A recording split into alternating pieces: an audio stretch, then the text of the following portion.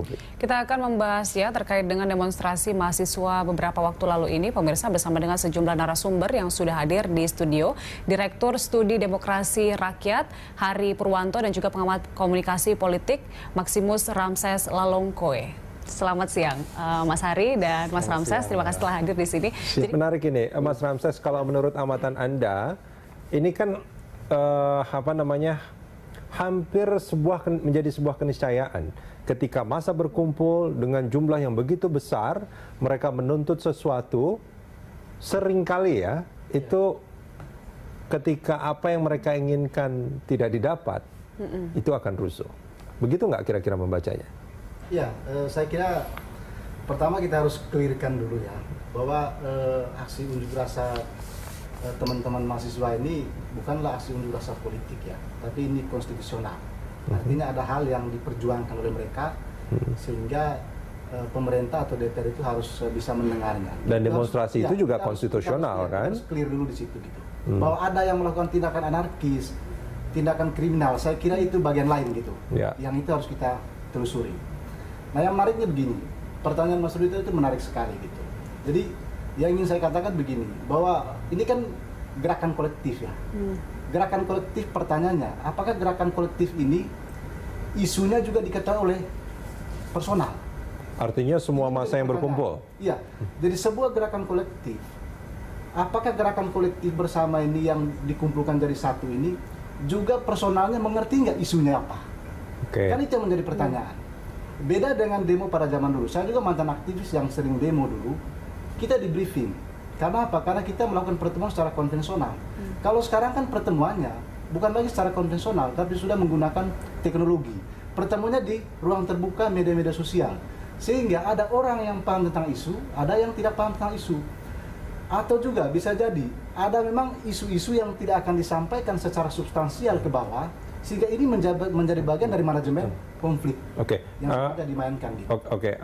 Mas Ramses dan Mas Hari melihat bahwa massa yang berkumpul itu semuanya tidak tahu tentang substansi dari apa yang mereka tuntut, atau sebetulnya sebagian dari mereka sebetulnya paham. Artinya sebagiannya lagi itu karena solidaritas.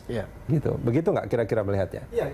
Kalau saya melihat dari mapping yang saya katakan tadi itu, saya mengatakan bahwa sebetulnya ada sebagian orang yang paham tentang substansinya apa yang harus digolkan gitu.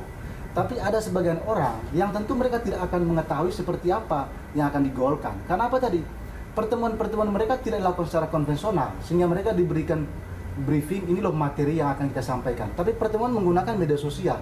Bagaimana mungkin mereka bisa memahami isu secara komprehensif kalau mereka tidak begitu paham tentang apa isu yang akan dimainkan? Menurut saya di situ problemnya gitu. Sehingga ada sebagian yang tahu tentang problemnya, masalah yang mau didesak, tapi ada sebagian yang tidak paham tentang itu. Itu yang menjadi problemnya di sana gitu. Oke. Baik. Artinya gini, kalau melihat demonstrasi yang terjadi kemarin yang begitu besar, kalau menurut Mas Ramses sendiri, apakah ini sesuatu yang disayangkan? Kenapa harus terjadi? Atau bagaimana? Oh iya, saya kira begini. Demonstrasi itu hak konstitusi ya, dan itu dilindungi oleh undang-undang. Saya kira siapapun itu berhak dan dia bisa menggunakan ruang itu. Karena ketika selang itu atau pintu itu tertutup, maka dia harus mencari jalan keluarnya. Saya kira aksi unjuk rasa itu bagian daripada mencari jalan keluar. Kira-kira apa persoalan yang dihadapi.